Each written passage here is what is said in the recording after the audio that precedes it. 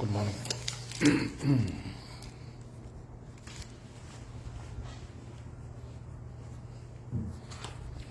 Good morning.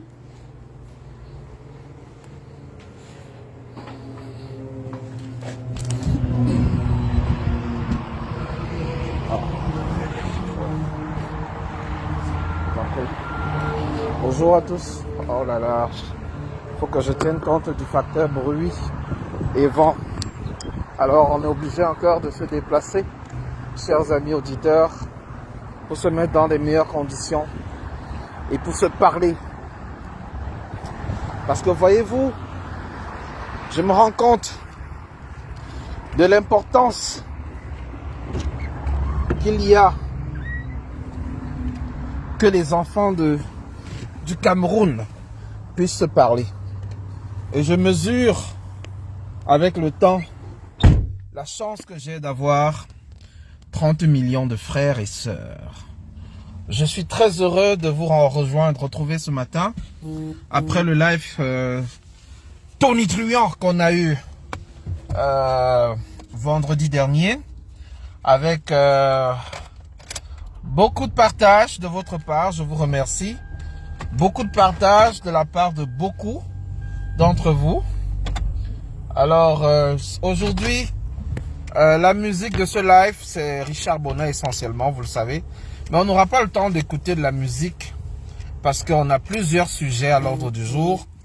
Et il est donc très important que nous puissions partager massivement et que nous puissions appeler tous les Camerounais et tous ceux qui désirent de voir ce changement se faire, que tous puissent venir et pouvoir s'exprimer et qu'on puisse échanger ensemble sur les thématiques qui ont été choisies. Donc je dis bonsoir comme ça à Clarisse Nicole qui nous rejoint. Je dis bonsoir à tous ceux qui arrivent dans le direct. Je dis bonsoir à tous ceux qui veulent que nous parlions des véritables problèmes de société, notamment le retour, je parlerai un tout petit peu, du retour de la dépouille de l'ancien président du Cameroun. Je suis dans plusieurs forums et il y a de nombreux Camerounais qui rappellent la nécessité et l'urgence de faire la paix avec notre passé. Et la paix avec notre passé revient également à réunir tous les Camerounais du nord au sud, de l'est à l'ouest. Et parmi eux, il y a justement cette fâcheuse histoire de l'ancien président camerounais qui avait été gracié, entre guillemets, par la loi de décembre 91 et dont la dépouille est restée au Sénégal depuis son décès. Bientôt, ça fera bientôt 40 ans qu'il est hors des terres du Cameroun. Alors, je dis bonsoir à tous ceux qui nous rejoignent. Vous savez que nos pages sont signalées. Alors, si vous partagez les directs, beaucoup d'autres auront la possibilité de nous rejoindre. Donc, merci de partager massivement. Prophète vient nous dire, Eto'o n'est pas responsable de la souffrance des Camerounais. C'est le régime Biya qui en est responsable. Et relisez bien la question, monsieur Prophète. Ma question est bien libellée. Le déficit énergétique, les vrais responsables, c'est encore Samuel Eto'o? C'est une question. Parce que on a coutume de dire que tous les problèmes du Cameroun viennent de la FECAFOOT. C'est une façon de retourner la question et rappeler aux uns et aux autres que tous les problèmes du Cameroun ne se limitent pas au football. Vous comprenez? La tournure a été bien choisie, monsieur le prophète Paul Alola. Bon, écoutons ceci. Le premier enjeu, celui des inscriptions sur les électorales. Nous l'avons dit. Les Camerounais doivent s'inscrire massivement. Ça, c'est un fait, c'est un devoir. Que les gens qui sont contre ou pas, c'est d'abord un devoir citoyen d'être inscrit sur les électorales. Parce que c'est les questions de participer au choix, n'est-ce pas, des dirigeants. Parce que si vous ne participez pas au choix demain, ne venez pas vous morfondre contre les gens. Justement, il y a un aspect, Elie Lobé a su abondamment en parler tout à l'heure, probablement également sur ce même plateau, en allant s'inscrire massivement sur les listes électorales, on risquera d'avoir un autre problème. Les partis politiques, est-ce qu'ils pourront être représentés à tous les bureaux de vote? Et là, j'ai un souci. Et l'une des mission de l'ECAM n'était Écoutez, pas la hein, transparence. écoutez très bien. Il faut s'assurer de l'objectivité. Si on essaie de faire un débat pour faire comprendre que non, les partis politiques doivent absolument être au niveau des bureaux de vote ou sur... S'ils ne le font pas, de vous... Pourquoi vous signalez le direct? Récépissé de la carte électorale. C'est une obligation, C'est pas possible. Donc pour ça, vous êtes en droit même d'arrêter l'opération tant qu'on n'avait pas votre récépissé. Ça, il faut que Camerounais se le mette à la tête. Il faut à tout prix qu'ils récupèrent le récépissé. Et ils doivent le photocopier parce que... Bon, la partie qui m'intéresse... La partie qui m'intéresse s'en vient. Je vais laisser l'avis du représentant du MRC et nous allons écouter les graves accusations. De très graves accusations. Pour 7 millions d'inscrits, on a au plus 14 000 bureaux de vote. Il faut taper souvent et faire les chiffres. Le RDPC crée des bureaux de vote à répétition. Et vous avez posé une question plus pertinente. Que fait l'ECAM dans les bureaux de vote? Bon, c'est vrai que l'ECAM estime qu'il est payé par le RDPC, non par les Camerounais. Parce que si l'ECAM est déjà dans les bureaux de vote, a-t-on encore besoin pour surveiller le vote des Camerounais? Pas du tout. D'inventer encore des gens. Si on invente des gens, c'est qu'on dit déjà que l'ECAM, et j'aime vous dire, tout ce que vous faites là, peut-être, j'ai entendu Elibi Loubé parler des élections. Moi, tout jeune, j'ai vu des gens voler les urnes. C'était à aider. Écoutez, hein. Dans la brousse sur des motos avec les urnes. Écoutez. Pour aller rencontrer quelqu'un qui venait avec d'autres urnes. Faire la passation des urnes. On vient avec les urnes sur une moto. On porte des gens. Et vous arrivez dans une brousse. On fait passation des urnes. On ramène les urnes bourrées pour les mettre dans le bureau. Si on en est encore là, c'est parce que nous laissons faire. Moi, ma stratégie est simple. Tant que Biya nous a eu, il a fabriqué, en 92, il a été battu. Après ça, il a fabriqué des opposants. Je peux même dire comment chacun des soi-disant opposants là, a été fabriqué. Écoutez. Si vous me provoquez, je vais dire qui est le parrain de chacun. Ah bon? Oui. Mais ne me tentez pas de menacer là. Oui, je menace. Je vais dire qui est le parrain de chacun dans le RDPC. Je vais même vous dire qui est le parrain de votre... Donc, on a fabriqué les gens. Et quand ils sont arrivés au sommet, les parrains contrôlent. Et quand on les contrôle, dès qu'ils veulent échapper, on appelle le parrain, on dit, parrain, ton poulet là, il t'échappe déjà là, parce que il arrache les micros à l'Assemblée et tout ça, il t'échappe, il faut le rappeler. Donc, voilà comment vous avez bien fabriqué des opposants dans toutes les catégories, il a fabriqué les gens. Aujourd'hui, on est là, tout ce que vous entendez les nous à faire là, là je suis derrière, tout ce que vous entendez les nous à faire là, les nougats, ça c'est pour nous distraire, c'est le travail de Biya qu'ils font. Regardez la récitation de nous. Et récite comment que quand il faut d'abord aller s'inscrire, quand vous allez vous inscrire, venir surveiller, avec la menace qui est derrière celle de Kamto. Kamto fait encore vibrer. Non. Et Kamto doit déjà, il faut d'abord aller s'inscrire. Il faut, si vous êtes des opposants, commencez par admettre qu'aucun d'entre vous... Partagez le direct s'il vous plaît, on va lui répondre. On va lui répondre. Nous l'avons battu en 2018. Vous ne l'avez pas battu. Vous l'avez battu quand? En 2018. Et qu'est-ce qui vous a empêché de mobiliser la Camerounais pour les avoir demandé de recompter? J'ai le droit de dire que Foudia en a 92. Vous n'avez pas le pouvoir était sur lui-même, il aurait accepté de recompter les votes. Si vous étiez si fort, vous nous auriez mobilisé pour aller enlever Biya. Voilà son coquille et Domaï qui ont battu Macky Sall. Ils l'ont délogé. Nous avons fait ce qu'il fallait faire. On a battu tout un général Gay a voulu arracher les élections, Gbagbo allait le déloger. Quand vous battez quelqu'un, vous êtes capable de mobiliser pour... Donc, parfait, je conclue. Cette opposition, qui est une pure fabrication de Biya dans sa technique, sa stratégie, demande maintenant... Ça, c'est votre point. Oui, je dis, tous cela sont fabriqués par Biya. D'ailleurs... Partageons le direct, partagez le direct. J'attends l'un de vos leaders. Je vais lui dire qui est son parrain, à chacun, et lui montrer son parcours sous-marin. Parce qu'il faut déjà qu'on arrête ça. Vous allez dire vous l'aurez dit tout à l'heure. Le parrain de Kamto, ça s'appelle Mbala. Le parrain de Kamto s'appelle Mbala. Ah bon. Donc, si tu veux, je vais te donner les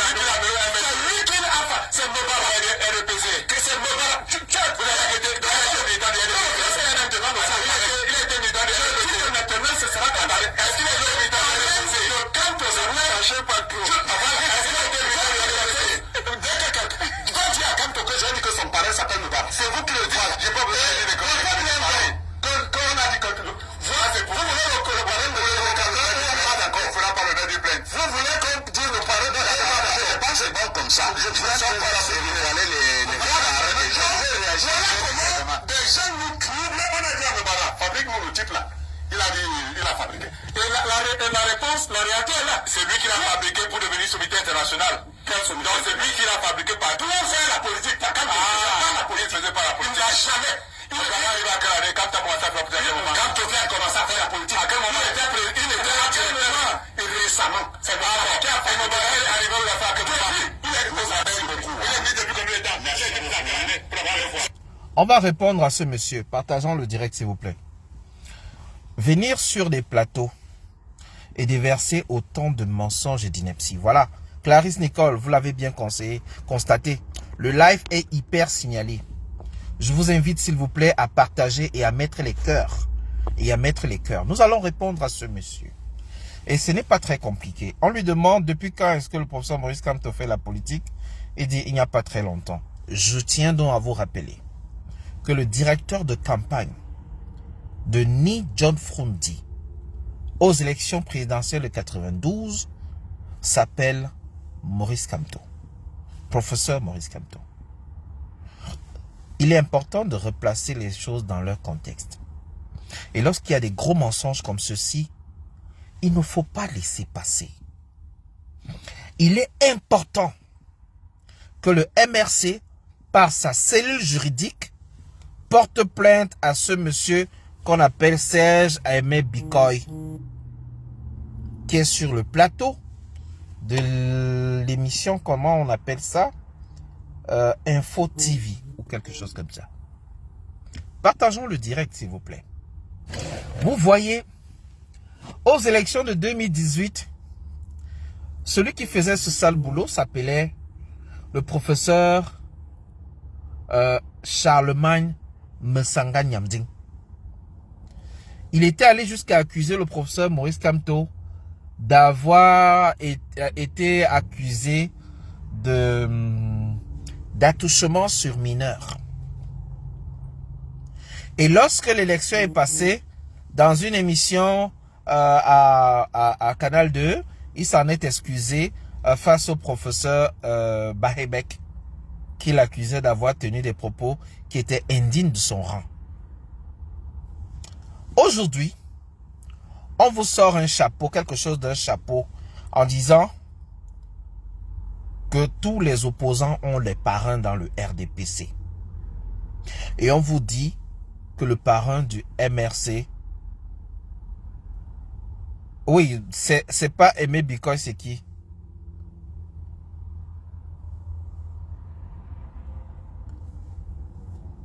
Comment il s'appelle, monsieur Jeffo Kamga?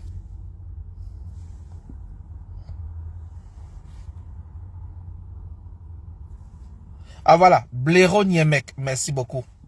C'est Blaireau Niemek, vous avez raison, merci. Merci. Il est important que... Et c'est sur ce genre d'informations, quand ils vont se rendre compte qu'ils n'arrivent plus à diviser les Camerounais sur l'angle du tribalisme, quand ils vont se rendre compte que c'est difficile de justifier certaines bêtises, ils vont aller sous l'angle des mensonges. Ce que je vous appelle constamment ici, les... Impossible de faire le direct, voilà. Enfin, je vois les cœurs monter, donc vous avez réussi à empêcher la suppression du direct. Et voilà. Et lorsqu'ils font ça, ils éjectent plusieurs personnes du direct. Et si vous n'êtes pas abonné sur la page, vous aurez du mal à retrouver le direct. Donc pensez souvent à vous abonner sur la page. Et lorsque on est en direct, vous savez comment retourner dans le direct. C'est incroyable. Je sais plus quoi faire là.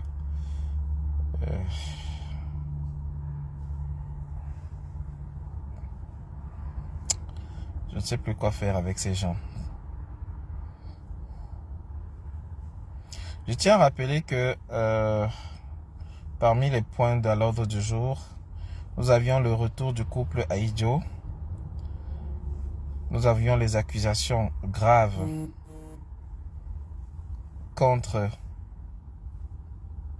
contre l'opposition. Nous avions également le déficit énergétique. Et le déficit énergétique étant un point extrêmement important. Vous avez suivi la sortie du directeur général de Eneo Cameroun qui parle d'un déficit de plus de 266 milliards. Et ce déficit est en fait lié à la dette intérieure de l'État du Cameroun envers Eneo.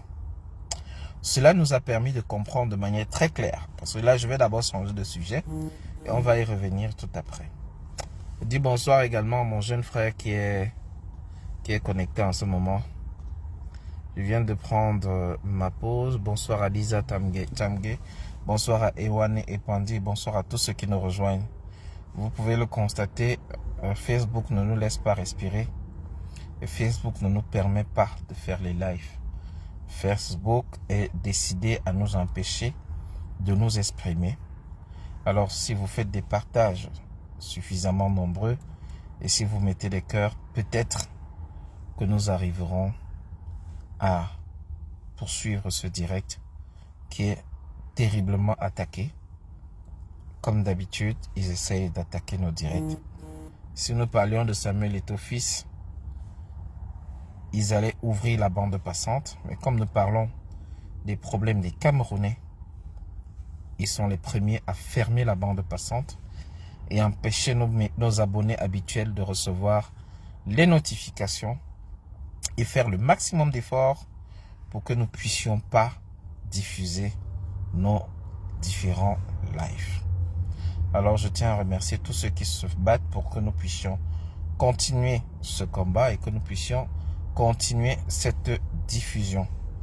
Ayant dit cela, je vais revenir donc sur le sujet à l'ordre du jour et je vais vous faire écouter la vidéo que j'avais réservée pour vous.